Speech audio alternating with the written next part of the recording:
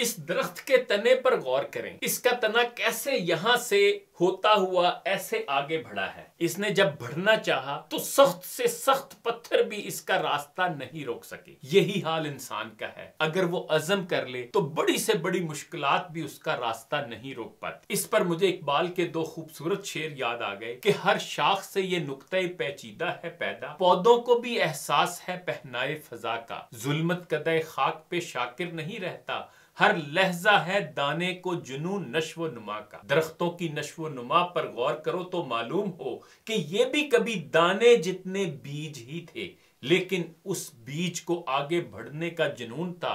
और वो जब खाक के अंधेरों में था तो वहां उस अंधेरे को अपना मुकद्दर समझकर बैठ नहीं गया, बल्कि इसने जद्दोजहद की और बिलाखिर जमीन का सीना चीर कर बाहर निकला और एक जबरदस्त दरख्त बनकर अपना आप मनवाया।